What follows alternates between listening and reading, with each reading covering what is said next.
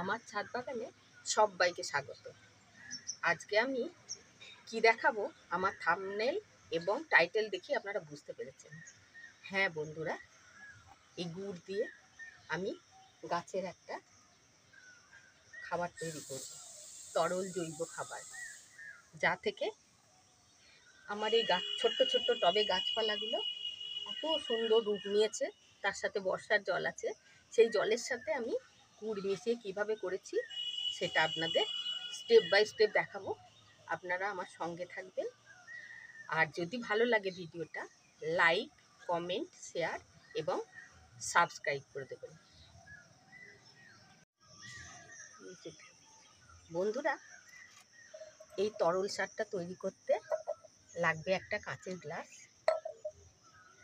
50 গ্রাম গুড়, আমার এটা 60 গ্রাম হয়ে গেছে, 4 লিটার জল আর একটা চামচ।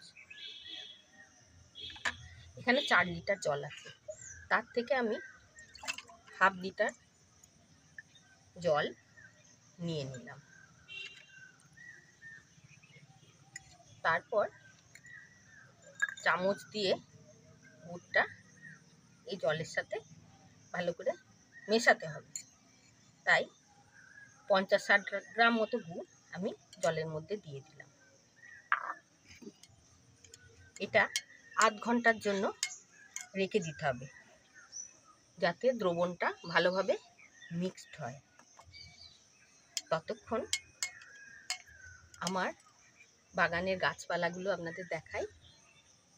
বন্ধুরা সঙ্গে থাকুন। বন্ধ করুন। বন্ধুরা, জল গাছের বৃদ্ধি এবং ভালো পুষ্টি সাধন করে, বিভিন্ন সুবিধা প্রদান করে। এই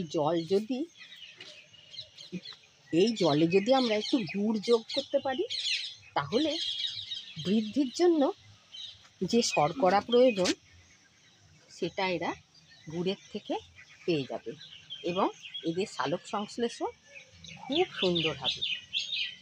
কারণ গুড়ে আছে প্রয়োজনীয় পুষ্টিগুণ, আছে শর্করা, ক্যালসিয়াম, জিঙ্ক, তামা, ভিটামিন সি ইত্যাদি ইত্যাদি। মানবদেহে পুষ্টি সাধনের জন্য যেমন গুড়ের প্রয়োজন হয়, তেমনি জলের সাথে নির্দিষ্ট পরিমাণ যদি আমরা গুড় মিশিয়ে থাকি, তাহলে উদ্ভিদেরও সেই উপকারটা করবে। গুড় হচ্ছে শর্করা সমৃদ্ধ জিনিস, যা মাটিতে উপকারী জীবাণুগুলোর সাথে মিশে খাদ্যের উৎস হিসাবে কাজ করে।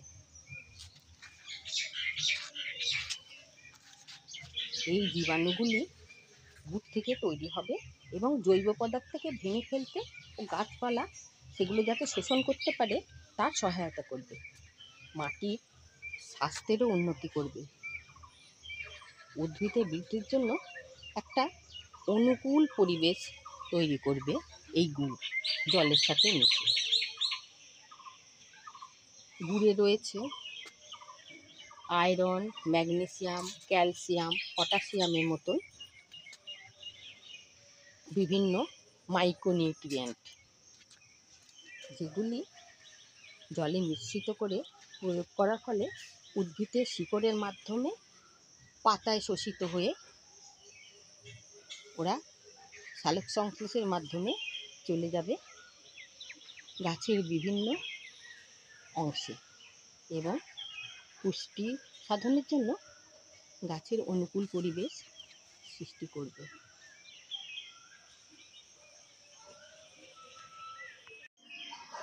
কিছু গবেষণায় দেখা গেছে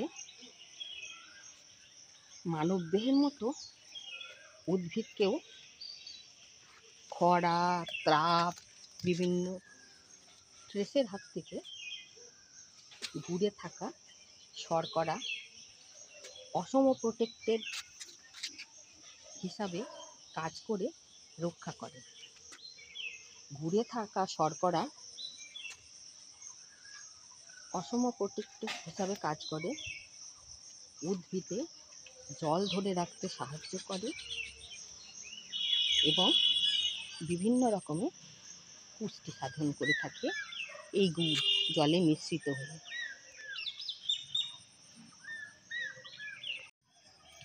কিছু উদ্যান পালকের কথায় গাছে গুড় ব্যবহার করার ফলে সেটা গাছের বিভিন্ন অংশে সরবরাহিত হয় এবং শর্করা এবং নানা রকম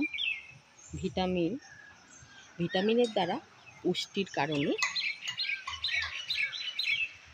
শাকসবজি এবং ফুলের রূপ, বর্ণ, গন্ধ সব মিলেমিশে এর স্বাদ ও গন্ধ আকৃতি বাড়িয়ে দেয় বহু গুণে। বন্ধুরা, আমার দ্রবণটি তৈরি হয়ে গেছে। এইটি আমি মাসে একবার করে এই যে ফুলের গাছ, এইদিকে ফলের গাছ, সবজির গাছ, কত সুন্দর সুন্দর বেলি গাছে খুব সুন্দর সুন্দর ফুল হয় এই দ্রবণটা গাছের গোড়া দিলে। এখন যেহেতু বর্ষা, আমি এখন দেবো না, বর্ষার পরে যখন রোদ উঠবে গাছের পাতায় ফাঙ্গিসাইড দিয়ে তারপর গাছের গোড়া খুশে দিয়ে আমি এই দ্রবণটা 4 লিটার জল, এখানে হাফ লিটার আছে আর 3.5 লিটার জল এখানে আছে, দ্রবণটা পুরো মিক্সড করে দেবো। মিক্সড করে দিয়ে আর জল মেশাবো না, এইটা আমি প্রতিটি গাছের গোড়ায় দিয়ে দেবো। বন্ধ করে আপনারাও অ্যাপ্লাই করে দেখতে পারেন। আমি যেমন ফল ফুল শাকসবজি ছোটো ছোটো গাছে পেয়েছি, আপনারাও পেতে পারেন। আর কিছু সতর্কবার্তাও আছে, এটি ভালো ফল দিচ্ছে বলে বারে বারে দেওয়া যাবে না, কারণ সপ্তাহে দেবেন তা হবে না, মাসে একবার করে এটা অ্যাপ্লাই করতে হবে। আর বেশি দেওয়া ভালো নয়, পিঁপড়ে কীট পতঙ্গ গুড়ের স্বাদে আকৃষ্ট হয়ে আপনার গাছের গোড়ার ক্ষতি করতে পারে। সেই জন্য মাসে একবার করে এটা অ্যাপ্লাই করবেন। যদি আমার ভিডিওটা ভালো লাগে তাহলে লাইক, কমেন্ট, শেয়ার এবং চ্যানেলটাকে সাবস্ক্রাইব করে দেবেন।